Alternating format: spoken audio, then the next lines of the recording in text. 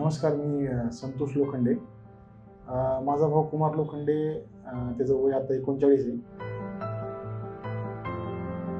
त्याला असं म्हणजे छातीमध्ये असं दुखायला लागलं इथं मध्यभागी आणि पाठीमागे त्याच्या पाठमध्ये चमकायला लागलं. त्याच्यानंतर काय झालं, आम्ही शेजारचं क्लिनिक आहे तिथे गेलो. त्याच्यानंतर BP वाढला आहे, तिथे निदान झालं. पूर्ण उपचार त्याने ICU मध्ये घेतले एका हॉस्पिटलमध्ये आणि रात्री 1 वाजता त्यांनी सांगितलं की पेशंट क्रिटिकल आहे, तुम्ही लगेच इथून हलवा म्हणून. विश्ववारीमध्ये ॲडमिट झालो आम्ही. त्याचा BP जवळजवळ 220-240 आसपास होता.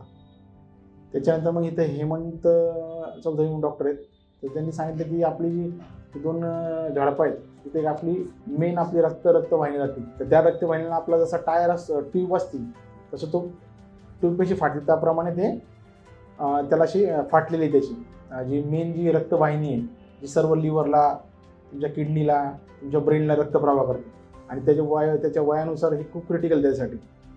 त्याने सुचवलं की एक व्हॅस्क्युलर सर्जरी करायला लागलं म्हणून. मग व्हॅस्क्युलर सर्जरीमध्ये जवळजवळ 20 सेंटीमीटरचा स्टेंट त्यांनी टाकला त्यामध्ये. आणि त्याच्यानंतर परत 2 दिवस ICU मध्ये होतो माझा भाऊ.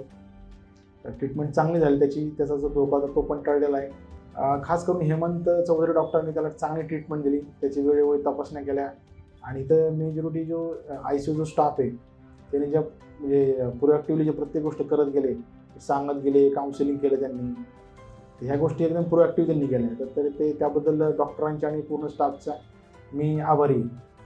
विश्वराजचा नर्सिंग स्टाफ, इथला ॲडमिनिस्ट्रेशन स्टाफ म्हणा किंवा हाऊसकीपिंगमध्ये तिथे एकदम व्यवस्थित आहे आणि प्रत्येक मॅनेजमेंट आपापल्या लेवलला आपापलं काम अतिशय उत्कृष्ट पद्धतीने करतात. तर विश्वराज हॉस्पिटलचे आणि तिथल्या पूर्ण डॉक्टर, नर्सिंग यांचे मी मनापासून आभार मानतो. धन्यवाद.